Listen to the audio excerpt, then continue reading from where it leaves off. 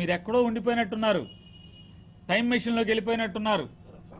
మీరు ఉద్యోగంలో చేరిన కొత్తలో ఉన్నప్పుడు ఎట్లా ఉందో అలాగే ఉందనుకుంటున్నారు పోలీసు వ్యవస్థ అంతా. ఆ టైం మెషిన్ నుంచి ఒకసారి మళ్ళీ బయటికి రండి. చుట్టూ ఏం జరుగుతుందో జిల్లాలో ఒకసారి చూడండి సార్, చూడండి సార్ ఒకసారి. లేదు నిజంగానే తెలిస్తే ఆత్మవంచన తప్పు కదా, హిపోక్రసీ కదా.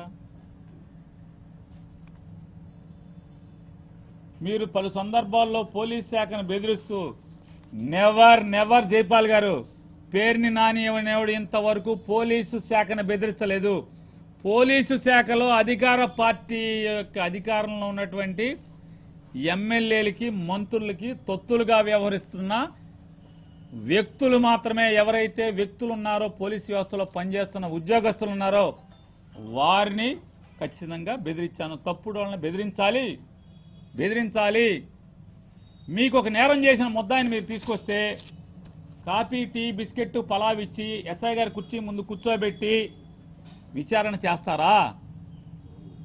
చెప్పండి జైపాల్ గారు, చేస్తారా? మీరు కూడా స్టేషన్లో చాలా మంది ముద్దాయిలను తీసుకొచ్చారు కదా, అంకుశంలో రాజశేఖర్ తీసుకొచ్చినట్టుగా చాలాసార్లు ముద్దాయిలు మీరు తీసుకొచ్చారు కదా, మీరు కూడా ఇలాగే చేశారా?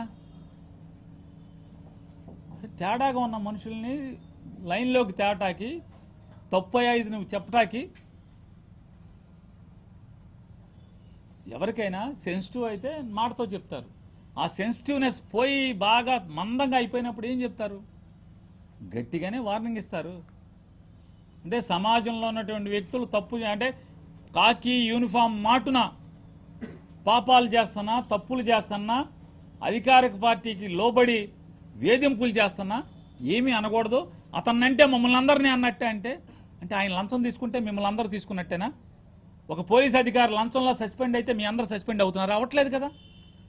ఒక ఏసీబీ ఆఫీసర్ రైడ్ చేస్తే ఒక పోలీస్ అధికారి మీద అతను ఒక్కడు మాత్రం ఎందుకు సస్పెండ్ అవుతున్నాడు?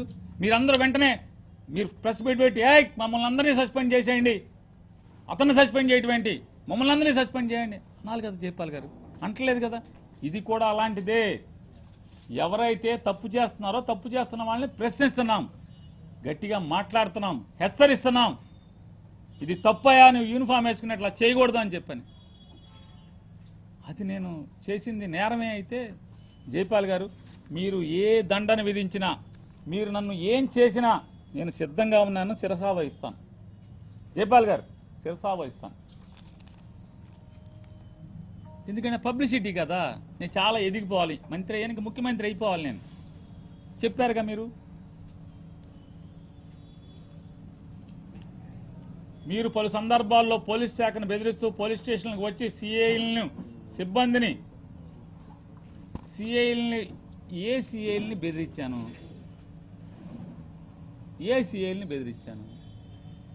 ఎంతమంది సిఐల్ని బెదిరించాను? జైపాల్ గారు మీరు ఇక్కడే ఉంటారుగా. ఎందుకో నాకు వయసు మీరిపోయా, వయసు మీద పడే తెలియదు కానీ నాకెందుకో ఎప్పుడు జైపాల్ గారు బందర్లోనే ఉద్యోగం చేస్తున్నట్టు నాకు అనిపిస్తుంది. కళ మేబీ మీ మీద ప్రేమతో కలవచ్చు.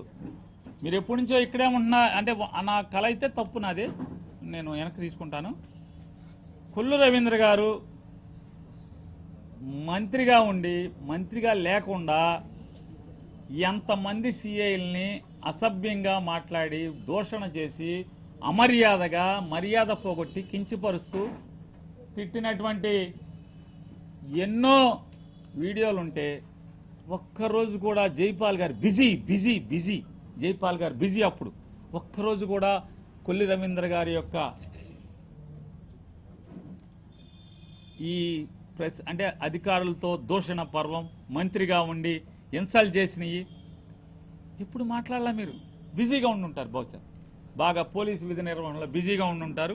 ఇవాళ నేను ఖాళీ, మీకు ఖాళీ దొరికినట్టుంది, నేను ఖాళీగా ఉన్నట్టే వచ్చి మీరు ఇదంతా కూడా మీ కవి హృదయాల్ని మొత్తం అంతా కూడా చేశారు.